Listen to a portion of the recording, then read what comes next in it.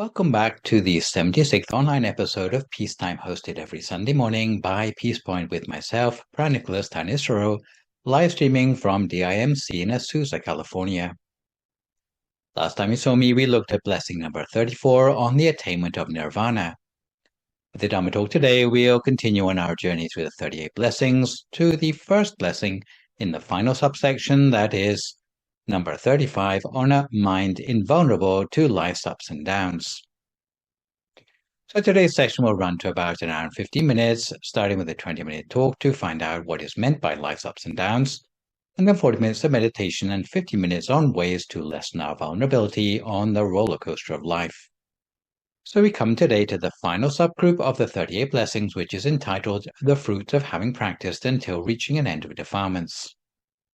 Having rid ourselves even of the subtlest defilements as a result of our practice in blessing subgroup 9, culminating in the attainment of nirvana in the previous session, the only remaining task on the Buddhist path of progress is to receive the hard-earned fruits of our labors. In fact, there's no practice left to do in this grouping, and the remaining blessings are more a description of the fruits of one's attainments. This subgroup contains 4 blessings: blessing 35 on a mind invulnerable to life's ups and downs, blessing 36 on the sorrowless mind, blessing 37 on freedom from subtle defilements, and blessing 38 on the blissful mind. So this final subgroup describes the special qualities of a mind freed from the influence of defilements. The first of these we are to examine today is the state of invulnerability to life's ups and downs.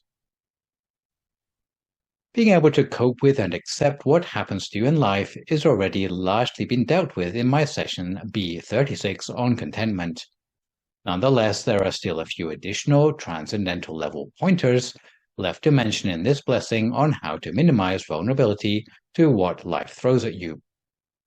Having practiced all the foregoing blessings, you will have attained a body of enlightenment within yourself which has an appearance similar to a crystal living Buddha located at the center of your body.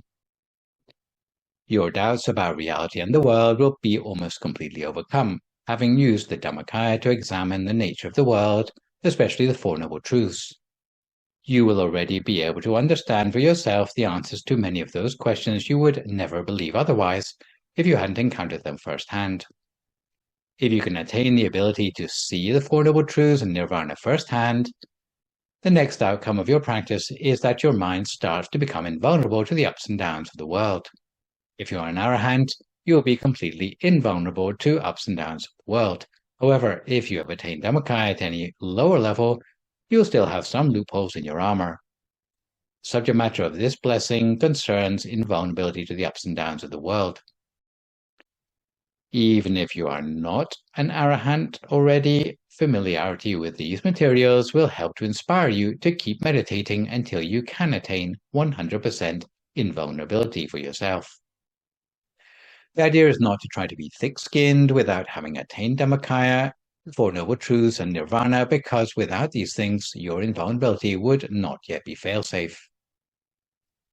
The title of this blessing in Pali, Puttasa Loka Dhammehi Chittang Yasana Kampati, means invulnerability, or more literally, being untouchable by life's ups and downs.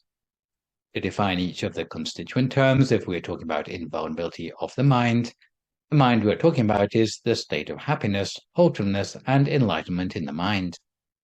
If we're talking about the word invulnerable, it means being steadfast in the face of adverse consequences, such as the loss of reputation, wealth, or loved ones. It also means not being swayed prejudicially by desirable consequences. If your mind is affected in either of the two directions, then it will still be vulnerable. If we are talking about life's ups and downs, or loka dhammehi, we mean the features of life anywhere short of nirvana, which is by nature uncertain in a way that cannot be avoided. It's like you cannot expect the ocean not to have waves on it. When one goes to sea, then they better be ready to deal with the waves. Similarly, the nature of the world is to have ups and downs, which are always flip-flopping between highs and lows. If we allow these fluctuations to dictate our mood, then we'll end up like a character in some melodrama. In fact, there's only one type of person who is not truly affected by the ups and downs of the world, and that is the arahant. Their mind is steadfast enough to have equanimity in all circumstances. Whatever life may throw at them, their mind is not upset by undesirable lows and is not elated by desirable highs. The mind of such a person sees all ups and downs as circumstances cannot last forever, and so is able to take them in their stride. The Anguttara Nikaya's Loka Sutta lists 8 types of ups and downs in the world. Sometimes they're described as being arranged in 4 pairs, each pair consisting of a desirable and an undesirable component.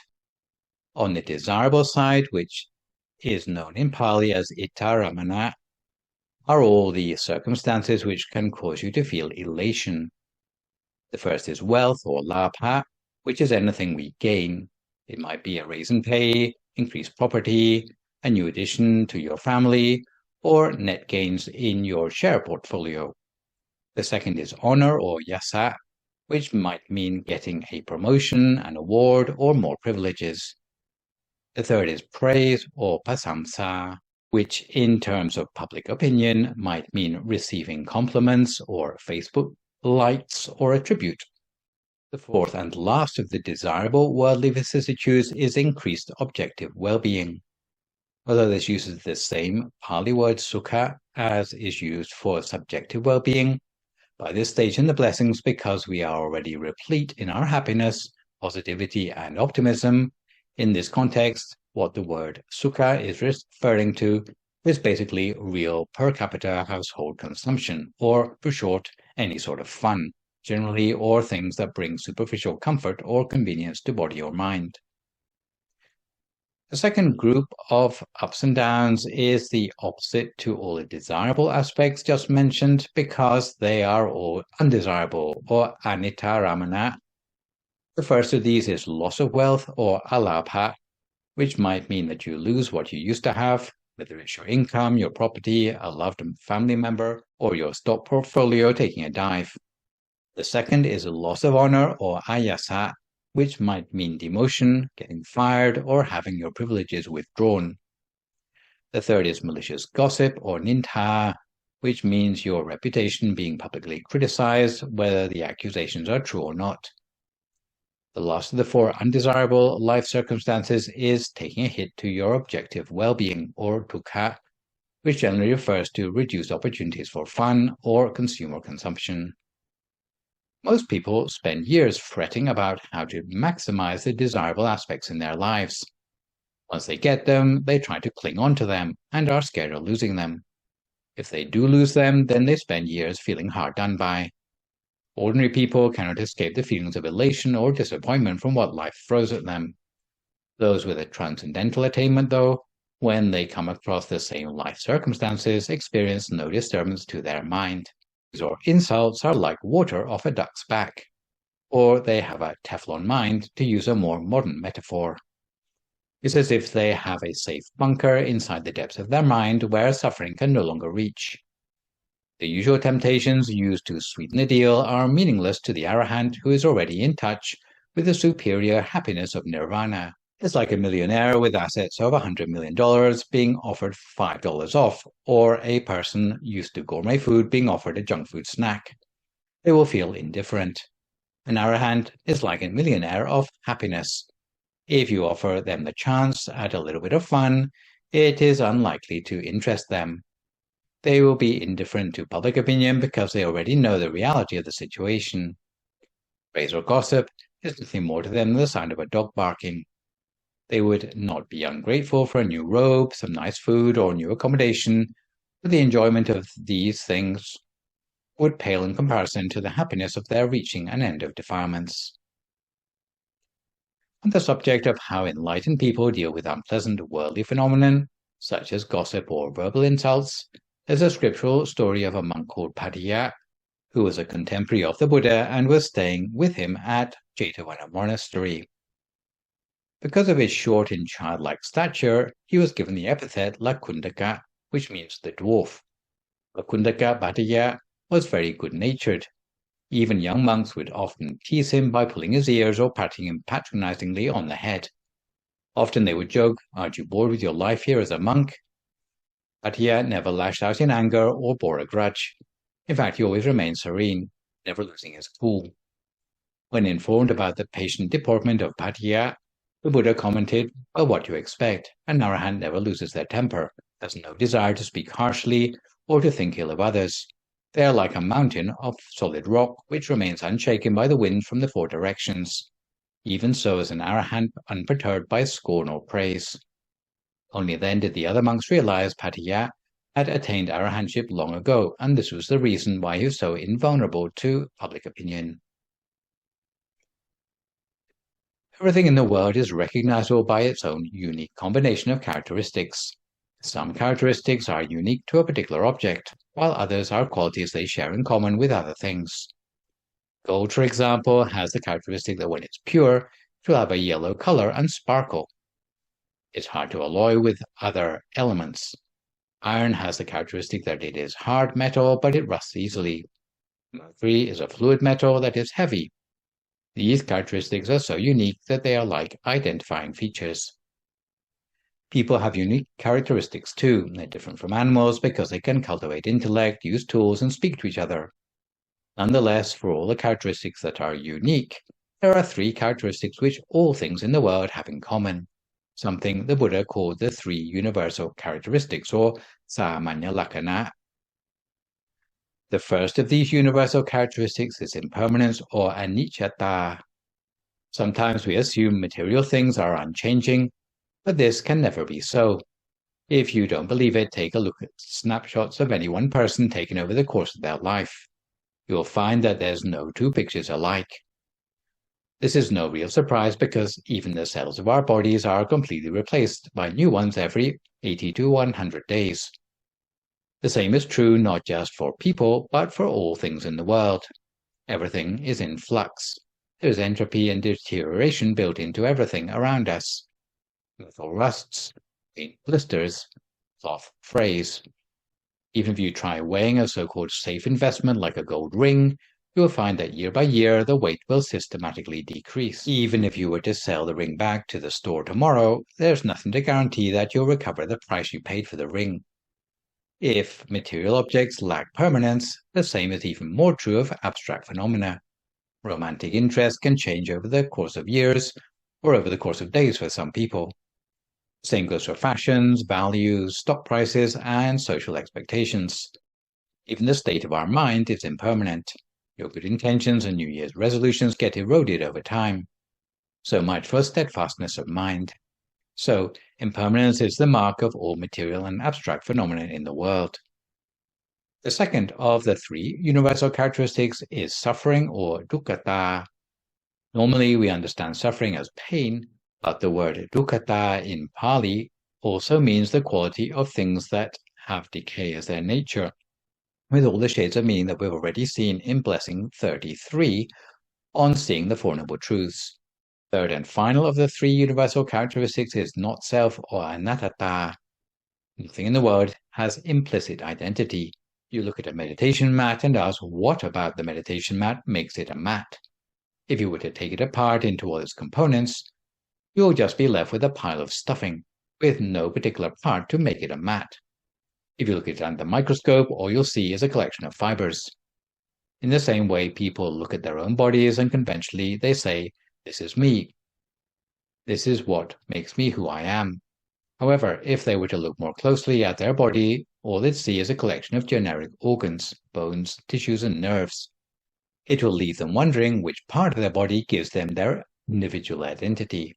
The word anatta also has the implication of something that is outside of your control. From the point of view of practice, this is a very important definition. You may notice when you sit for meditation that you cannot prevent eventual aches and pains. You cannot even keep your mind on the thing that you want to concentrate on in your meditation for very long. Even if you don't want to look old, you cannot stop the signs of aging from appearing on your body. Your hair turns grey without you being able to stop it. All you can do is touch up your roots with concealer. Your hair falls out without you being able to stop it. All you can do to save yourself from baldness is to buy a wig. Whether the Buddha arises in the world or not, these three characteristics remain the nature of things in the world. However, if it wasn't for the teaching of the Buddha, we would never realize it. The idea of the Buddha pointing out the three universal characteristics was to make sure we don't attach to things that are, by their nature, unsatisfactory and unreliable, but to reach for something better. At the same time, this teaching shouldn't be taken the wrong way, however, because some people learn that everything in the world is impermanent, so they conclude, in that case, there's no point putting time and effort into doing good things, because they must be impermanent too. They end up believing that there's no lasting effect from any of their actions, forgetting that karmic outcomes are neither impermanent nor unreliable. They also forget that bodies of enlightenment and nirvana are attainable states that exist beyond the three universal characteristics, as we've already seen in the previous blessing. So before we come to time for our meditation today, we have time for a quick scriptural story. When the Buddha was still pursuing perfections as a bodhisattva, he was born as a man called Visaya in a wealthy family. Apart from being wealthy, Visaya habitually shared what he had with the poor and needy by giving alms daily to 600,000 people in 6 parts of the city. For the alms he gave to the poor people, no expense was spared, because the things he gave away were of the same quality that he used himself. Because he gave away vast quantities of alms every day, he was a true refuge to the homeless and destitute. He was like the moon shining forth its light for the benefit of the many folk. Meanwhile, up in heaven, it turned out that angels in Buddhism are not all 100% saintly and are sometimes subject to jealousy, because, like human beings, they have still not overcome all defilements in their minds.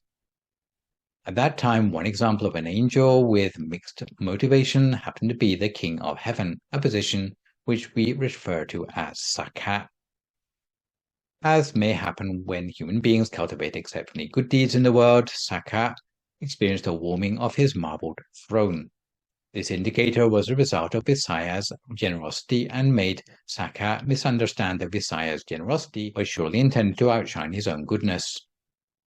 He feared losing his position as the top angel, so he decided to use his powers to reduce Visaya to poverty overnight, so that Visaya would no longer be able to give any more gifts to others.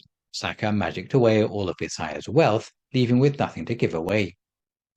Waking up one morning to find all his wealth gone, Visaya grumbled to his wife, "Our life will be empty without giving.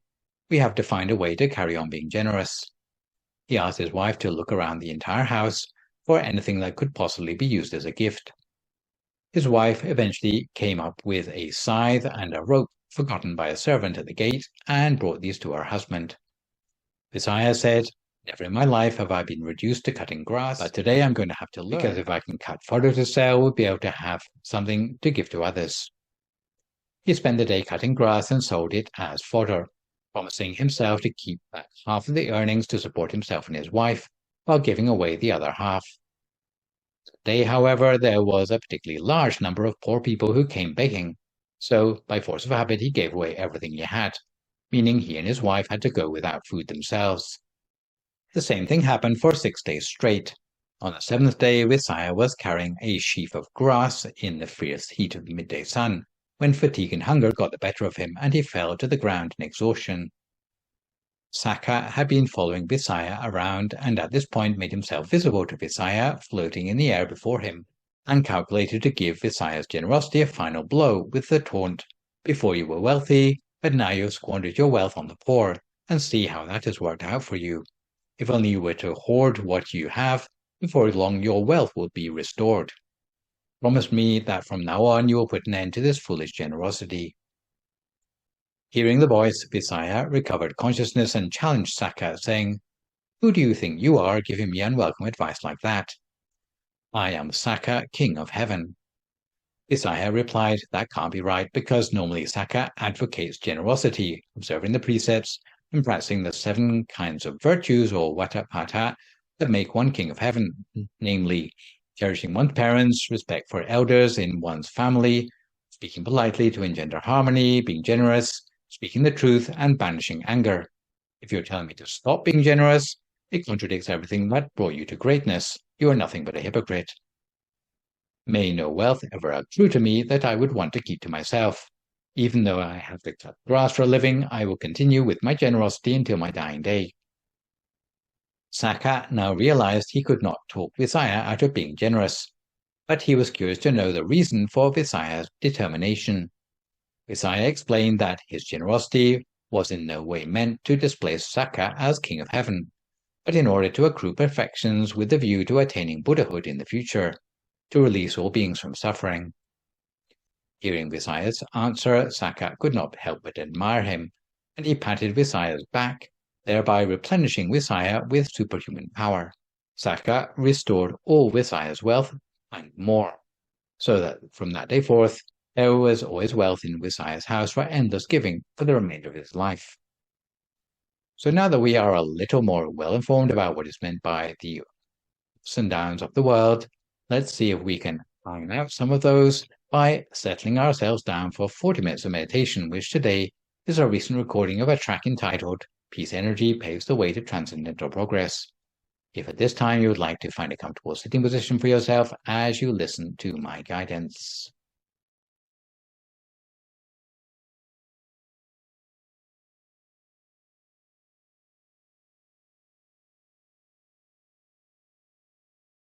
So we'd like to settle yourself now for some meditation. And make sure you're comfortable enough to be able to sit for a long time without having to move around too much. Close your eyes very gently, as softly as you can. And as usual, we can take a few good deep breaths to ourselves, slowly and smoothly. We breathe intentionally deep, with the intention to relax the mind as well as the body. And we breathe not only for relaxation, but also to bring the awareness gently back to our body,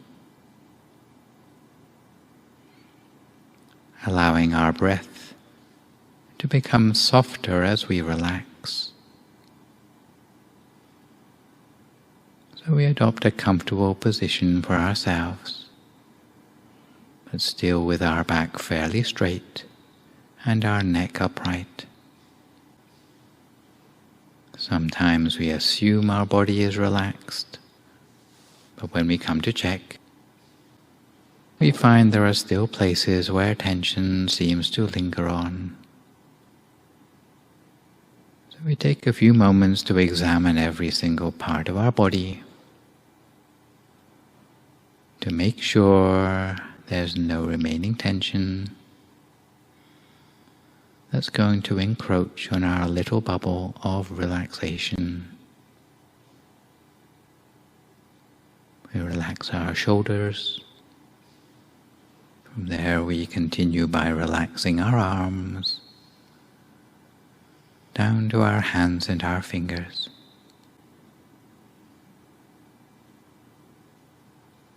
We relax our torso and legs, all the way down to our feet and our toes.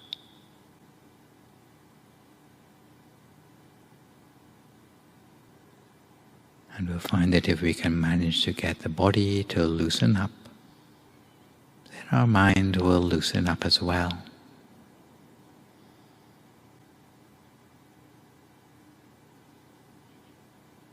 But as we turn to the relaxation of the mind,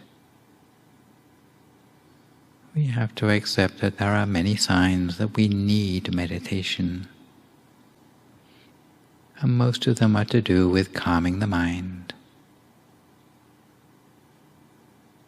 It may be because you're anxious about the past, or because you worry about the future. You may feel guilty when you're not busy, or you may still be trying to multitask in spite of all the mistakes you're making. You might be worried about good experiences coming to an end, or you might simply want to live life more mindfully. But whatever your motivation is for practicing meditation, From here on in, we are going to let go of anything still on our mind, no matter how noble the intention. So we let go of absolutely everything we can, imagining our mind is slowing down, becoming softer, even if it is not yet quite still. And with awareness within the body, putting aside any worries or concerns in the mind, while conjuring up a sense of happiness and joy to set the scene for the meditation ahead. And at this point we can imagine that inside our body is just an empty space. And within the space of the body in our mind's eye, we might conjure up a picture of the sun shining. In order to come to our center, we just reach with our awareness, nuzzling and nestling up against the feeling inside the body center. So we allow our awareness to gravitate down towards the abdomen, not rushing, but just reaching with the awareness toward the center of the body, which is like a point of reference or an anchor for the mind. That from now on will help to prevent the mind from wandering as much.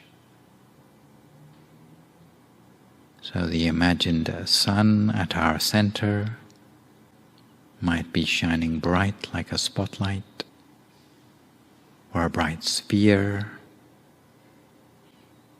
or it might be vaguer than that. At first the imaginary sun might be more of a feeling of bright light.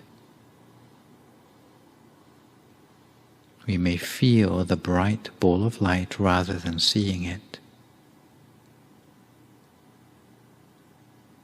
But whatever form the object takes, we stay with it, graciously accepting any form it may take. And in the meantime, our awareness continues to nuzzle and nestle up against the center of the sun.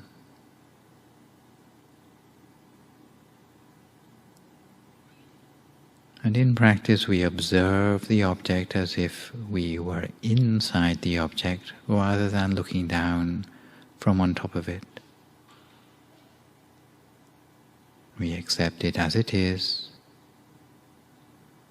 while bearing in mind the success factors that tell us how best to observe,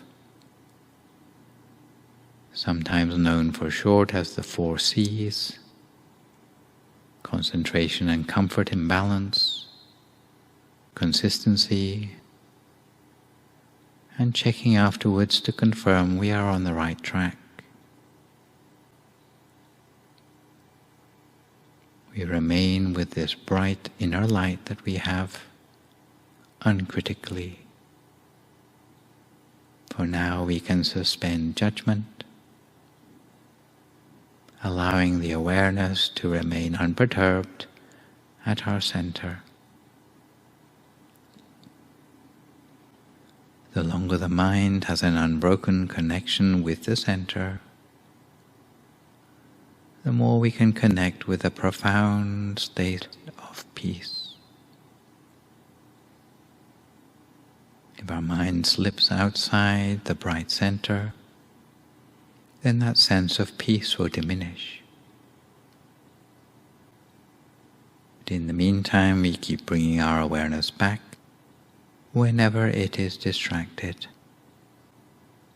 allowing the mind to merge closer and closer with that inner illumination. If the mind wanders, we check in again with where the mind is.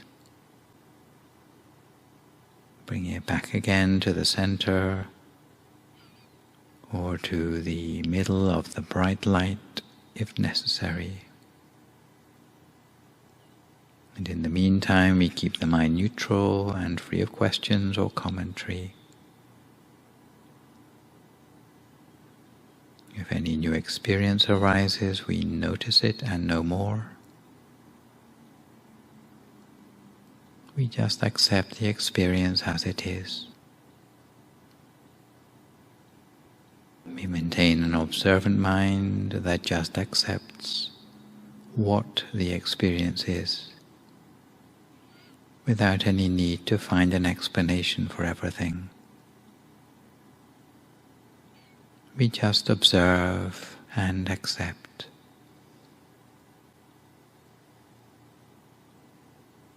And if we have thoughts arising in the mind, we do our best to ignore them, or at least not to elaborate on them. Unless you're one of those people who has so many thoughts that it's impossible to avoid getting entangled in them, in which case you may need to make use of the traditional mantra, hearing the sound of the words Samma Arahang, Samma Arahang, Samma Arahang, repeated over and over in the mind,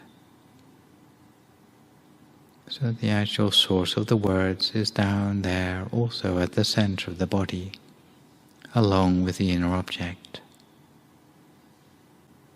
Samma Arahang, Samma Arahang, Samma Arahang, lightly, gently, and continuously, and with a special lightness of touch, maintaining our inner object, whether it's something we see or something we feel, or is at the center of whatever is there. Even if it's darkness, we can be at the center of it. But the important thing is the lightness of touch. So in this way we continue to maintain our attention on track at the center of the body, each to our own practice for a few more moments now in silence, until we come to the appropriate time.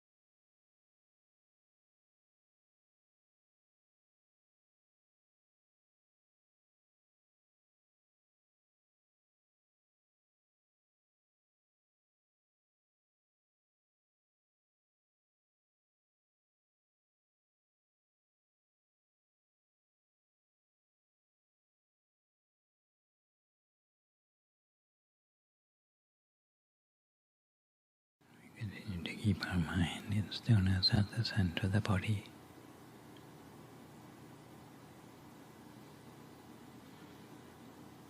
And as our mind settles more and more, we start to notice a lighter feeling inside us.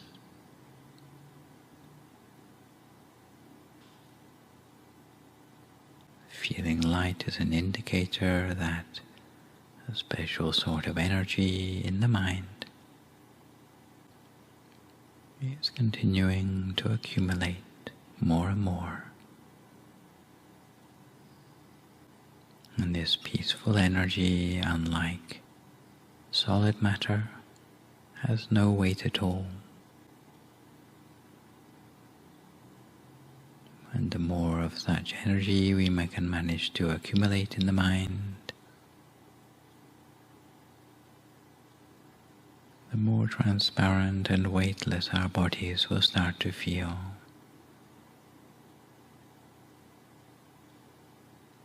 So as we meditate more, little by little, even without intending it, we begin to feel as if we're becoming lighter, as if that energy lightens up our being, leaving us with a sense of transparency that extends throughout our body, connecting even beyond the limits of our body and expanding outwards. But in spite of the novelty of the experience, we continue to maintain our mind free of any questions or commentary. We don't encourage a skittish mind, because the mind that jumps from one thing to another will be unable to connect fully with that peaceful energy. But instead we remain at the soft nucleus of that inner experience as we continue our meditation for a few more moments in silence.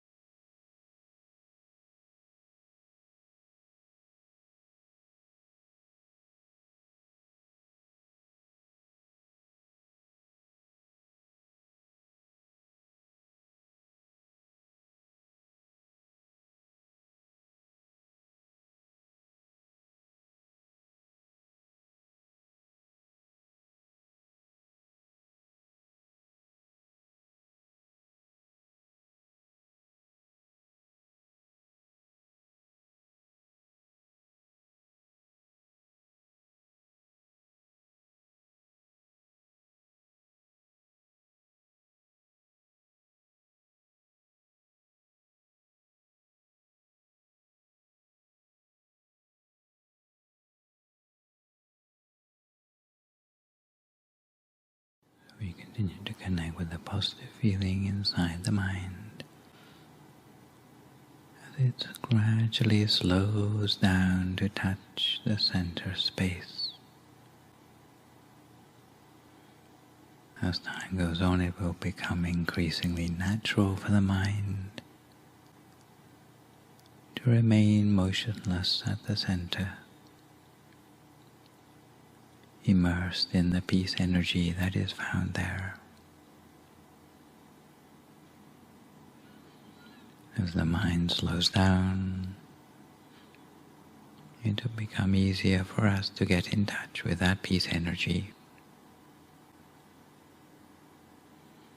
And each time our awareness touches gently at the center, it's as if that peace energy will start to flow, pervading us with a tide of clarity and peace that continues to feed into our meditation. Of course, these subtle changes in the mind are not yet awakening or enlightenment, but yet the way the peace energy is gradually accumulated will pave the way for us towards transcendental attainment. Without such energy, it's very hard for us to go any deeper or further in our meditation. That's why we need to remain present in the moment, allowing ourselves to be filled to the brim with this peace energy. And in the meantime, we bide our time as the mind gradually fills up, a process that may require our patience. In the meantime, we rest the mind motionlessly in order to connect with that stream of inner energy.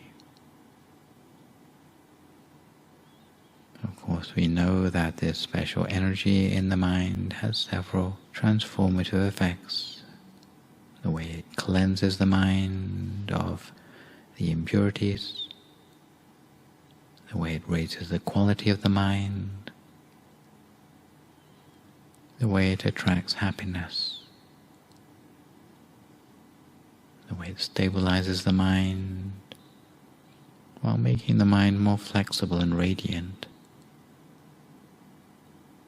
the way it increases the potential of the mind, allowing us to take better decisions, the way it allows us to have more insightful analysis and helps our thinking to become more thorough and comprehensive. But for all of these benefits, we need to allow the peace energy to kick in first of all. If we try to get ahead of ourselves when we don't have enough of that peace energy, then we won't get too far. So we remain at the center for a moment, absorbing the peace energy with the mind at a standstill. Before long, that sense of lightness will gradually arise within us.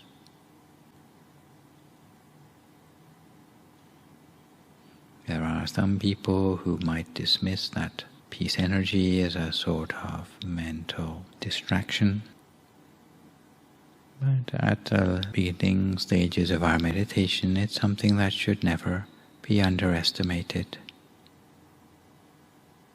Whether it be the groundwork of finding the center within ourselves, balancing body and mind,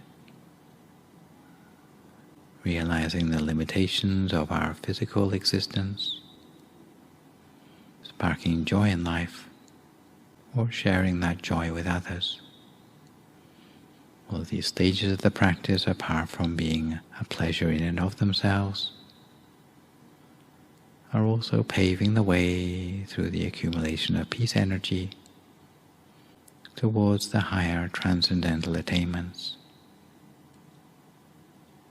So without losing or abandoning that sense of comfort and well-being that we've already built up for ourselves in meditation, we continue to maintain our peace energy as continuously as we can, for as long as we can.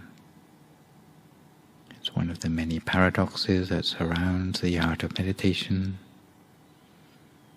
like the gateless gate or non-duality, or Zen koans like that of the one-hand clapping. And no less confusing is the concept of benefiting from peace energy without it being something that we can own. It's also a paradox to gain benefit when the benefit is no longer personal or egotistical. Because from its roots in the feel-good peace energy, the meditation will start to leave a permanent transformation in the way you see the world. And even as that peace energy keeps on running through the mind, it allows us to see through the delusions, especially concerning those of our self or our ego, giving us a greater potential to be in the present and leaving us with more inspiration to do the greater things in our lives. The more peace energy that we have built up for ourselves, the greater will be the scope that we have for compassion, love, creativity, lightness, harmony, and joy, rather than being stuck in a web of delusion. So with peace energy in our meditation, that we gradually accumulate more and more, the greater, more subtle qualities of mind will become more accessible to us.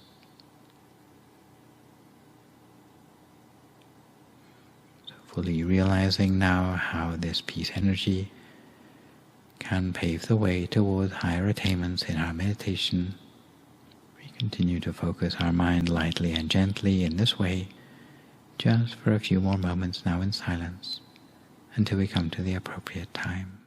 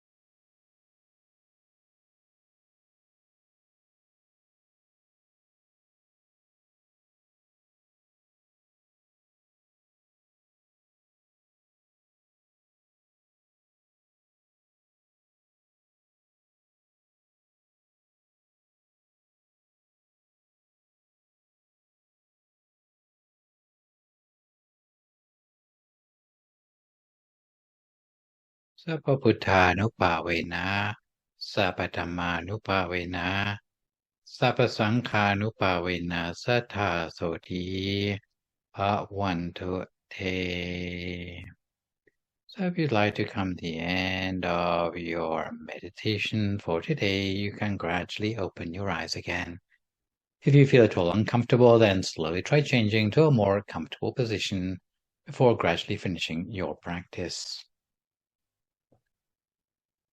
So to come back gently to today's subject matter of the roller coaster of life, the Buddha warned about getting obsessed with the desirable aspects of life, without the knowledge to prevent ourselves from becoming attached to them. There are several places in the Samyutta Nikaya where the Buddha gave similes for the way we get caught up in our desires. In the Bālisa Sutta, he compared acquired wealth to fish bait. In the Kuma Sutta, he compared it to a hunter's dart. In the Digalomi Sutta, he compared wealth to a thorn bush entrapping a long-haired sheep. In the Matari and following suttas, he observed how otherwise honest people can be reduced to telling lies to protect their wealth. It's for this reason that if we do not yet treat the desirable aspects of life with caution, we may need to reacquaint ourselves with contentment that we saw already in blessing number 24.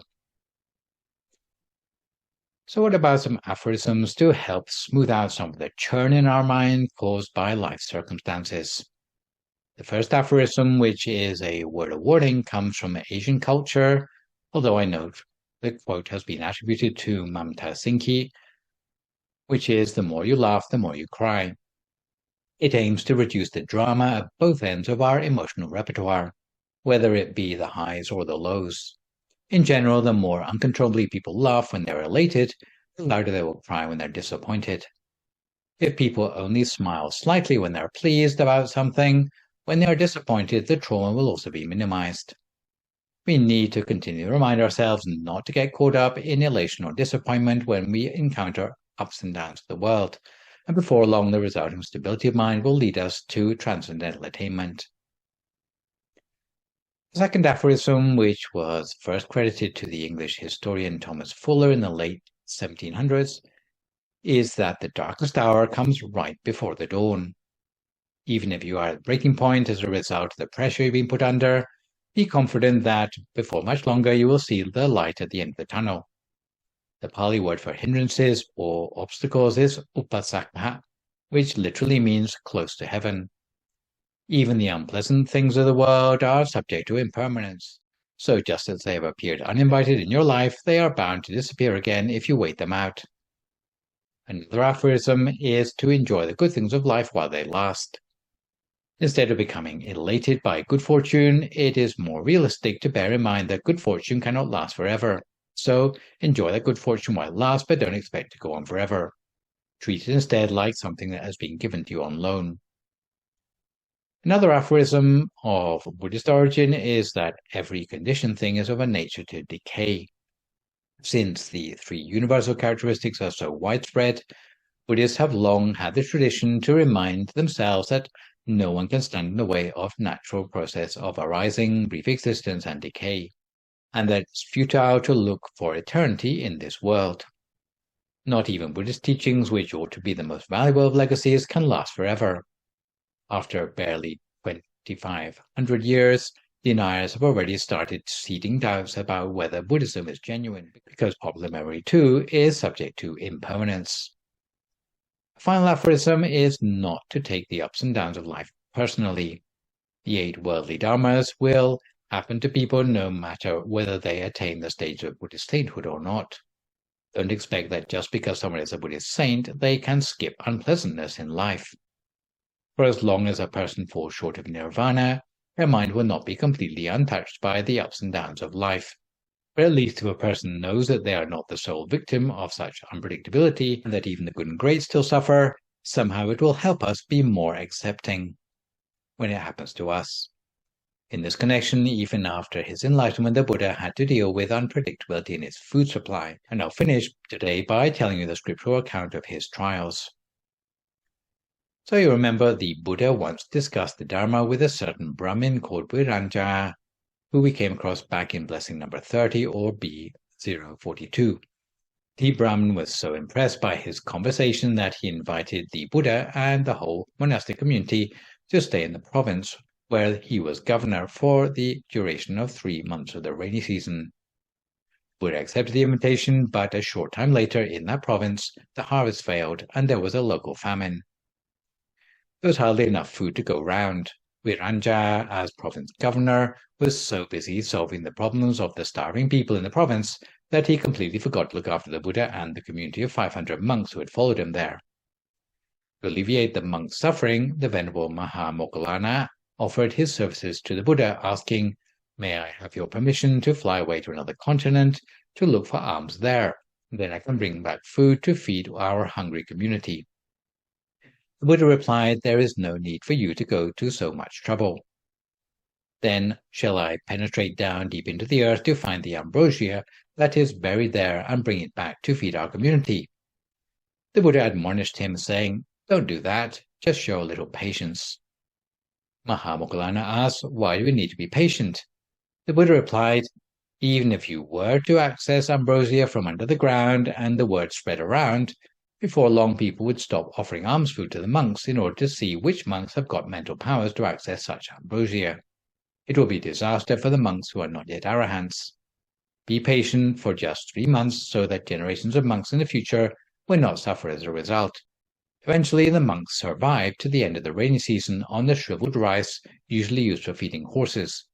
This might be seen as a temporary disaster for the Buddha's dispensation. He did manage to get a teaching point out of the situation, and we shouldn't forget that in the bigger picture, the happiness of the Buddha didn't come from the food he ate, but from the purity of mind arising from enlightenment. So this session I have introduced to you blessing 35 on a mind invulnerable to life's ups and downs.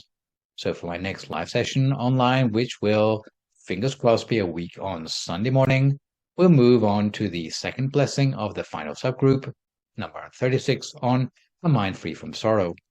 With measure, I'd like to remind viewers that you can email your questions about meditation or what you've heard in the lecture to the email address you can see spelled out in the slide. I'll do my best to answer these on my next session. In the meantime, try to avoid recklessness or complacency as we continue to deal with the knock-on health and economic effects of the pandemic. Maintain a positive mood, speak only positive words, forgive others, extend good wishes to others, and meditate daily. Hopefully, as a result of today's session, you will feel better equipped to maintain your mind steadfast in the face of the ups and downs of everyday life. So for today, this is me, Phra Nicholas Thanissaro, signing off for now. So long, folks, and stay safe.